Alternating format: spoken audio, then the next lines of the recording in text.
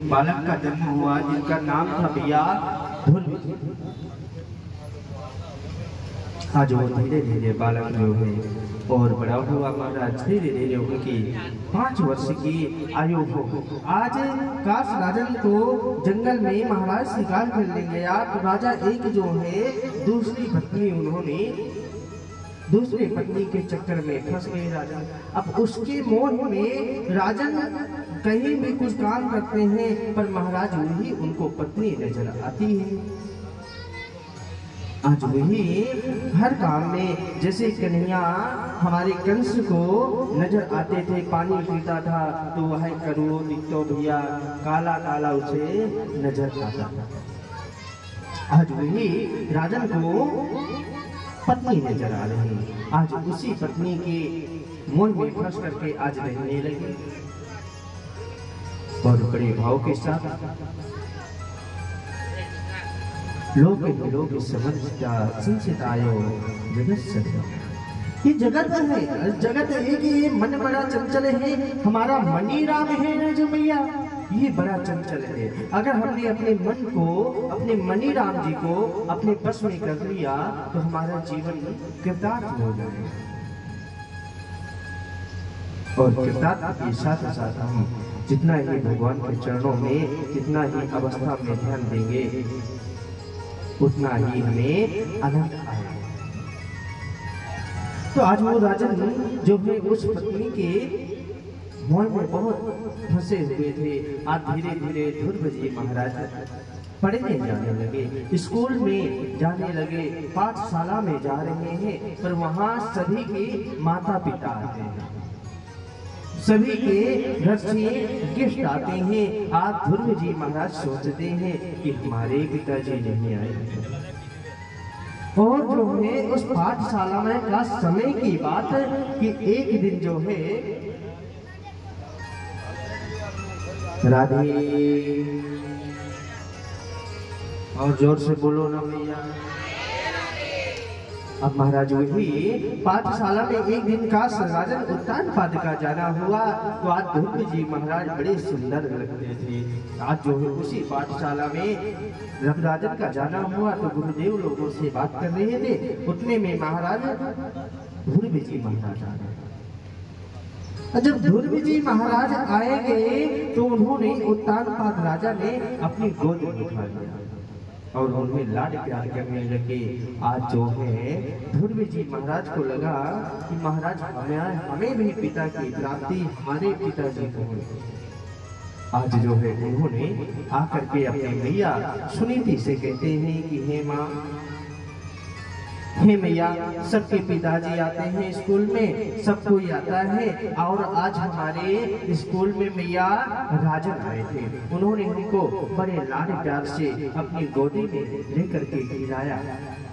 तो हमारे पिताजी कहाँ है मैया, जरा बताएं। मैया कहती है कि बेटा पिता सबका एक ही है, वो जो परम पिता परमेश्वर है, वो जो जगत चलाने वाला है, वही परम पिता परमेश्वर सभी का पिता है। और ध्रुव जी महाराज कहते हैं नहीं मैया, एक जो वो तो सभी के पिता है, जगत के पिता है, पर हमारे पिताजी का कहाँ है, जो संसार के पिता होते हैं, जरा उनका पता बताइए। आज सुनीति के मन में बड़ा ही खिन्न हो गई कि देखो आज मेरा बालक मेरे से पिता का बहुत मैया ने प्रयास किया पर भैया ध्रुव जी महाराज मान रहे कि हमारा पिता कौन है, बताइए ना भैया, हमें जरा बताइए, हमें मिलने हैं। तो आज मैया ने चुपचाप कह दिया कि देखो लाला, देखो बेटा, जो तुम्हारा यहाँ का महाराज राजा है ना उत्तानपाद, वो के पिताजी है। अच्छा भैया, तो वो पिताजी है, आपने बताया नहीं अभी तक। हाँ हाँ, वही पिताजी थे तुम्हारे। अच्छा भैया ठीक है, मैं आज उनसे मिल करके आज मैं उनसे जाऊंगा और भैया मैं मिल करके आऊंगा। आज जो है ध्रुव जी महाराज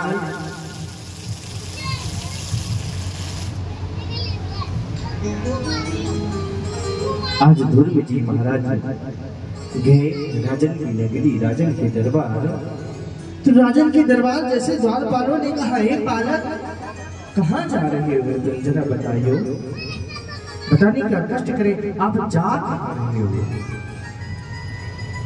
उन्होंने कहा कि मैं अपने पिता श्री से मिलने जा रहा हूँ। आज राजन से पूछे कि राजन एक बालक आया हुआ है आपसे मिलने के लिए, अगर आप कहें तो मैं मिलवा देते।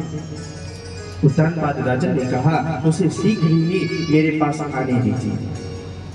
और जैसे ही महाराज ध्रुव जी महाराज अपने जो है गए राजन के पास, तो राजन ने देखा कि ध्रुव जी महाराज को अपनी गोदी में बैठा लिए। जैसे भैया दो पत्नी थी ना, तो एक का नाम था सुनीति, एक का नाम था सुरुचि। जो सुरुचि थी ना, उसने देखा कि जो है आज जो है राजन की गोद में, मेरे पति के गोद में और ये ध्रुव बैठा हुआ है, ये बालक उसको उठा दिया जा करके, ये राजन के गोद में बैठने के लिए तुम्हें अधिकार नहीं है, अधिकार तो मेरे पुत्र उत्तम को, मेरे पुत्र उत्तम को है।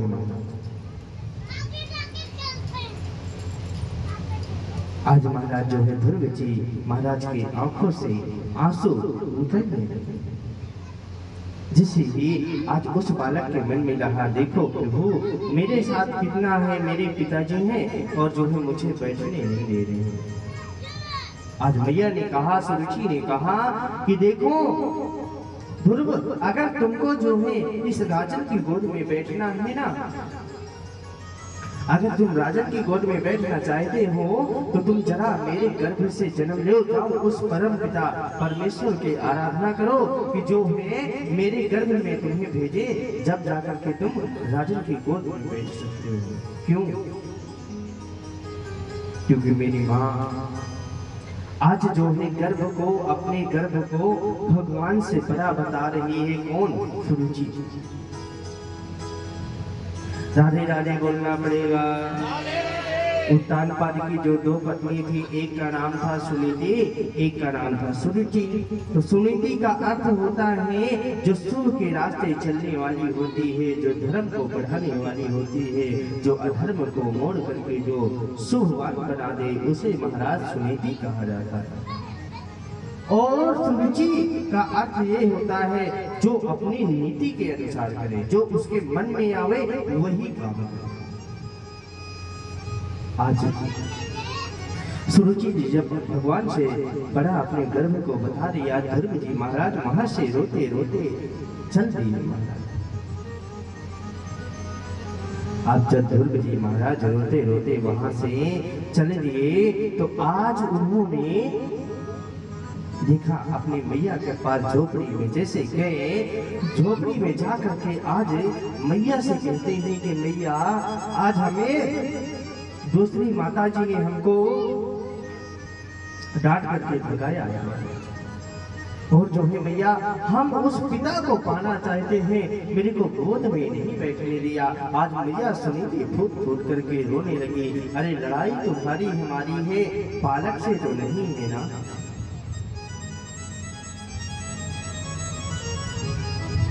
बालक से लड़ाई नहीं है ना। इसलिए सुनीति कहती बेटा कोई बात नहीं, उसने सही रास्ता बताया है महाराज कि जो मैं उस परम पिता परमेश्वर की आराधना करो। उसने तुमको, मैंने जो बात कभी नहीं तुमको सिखाई, आज वो तुम्हारी दूसरी माँ सिखा दी। इससे अच्छी क्या बात हो सकती है, इससे बड़ी क्या बात होगी बेटा। अच्छा भैया तो हमें जो है पिता नहीं प्राप्त होंगे क्या? क्यों मैया हमें पिता नहीं प्राप्त होंगे? आज जो है मैया के क्यों नहीं? अरे वो पिता परमेश्वर सबका रखवाला है। और महाराज जब वाकई कृपा सब पे होए तो महाराज कोई कुछ नहीं बिगाड़ सकता। अरे बेटा जो तुमको हमने कभी बात ही नहीं सिखाई, आज तो तुम्हें उसने ये बात बता दी कि भजन करो, आराधना करो सर्वेश्वर भगवान। अब ध्रुव जी महाराज थोड़ी समय में महाराज लेटे लेटे रुदन कर रहे हैं। इधर मैया बहुत ध्रुव जी महाराज को समझाती है, पर ध्रुव जी महाराज बालक हैं, बालक बड़े चंचल होते हैं मैया, और बालक जिद में आ गए तो बालक समझने वाले नहीं। राधे और जो सुनिए ना, अब महाराज ध्रुव जी महाराज उस दिन रहे, और महाराज ध्रुव जी उस रात होने पर महाराज आज जो है ध्रुव जी को मन में ये है कि मैं कैसे जाऊं उस परम पिता परमेश्वर की कृपा पाने के लिए, उसका भजन कैसे करूं। आज रात में मैया मंदिर के दर्शन कराते दे, यही है पिता आज भगवान के सामने, गोविंद के सामने, उस नारायण के सामने मैया रोई रही है भैया कि हमारो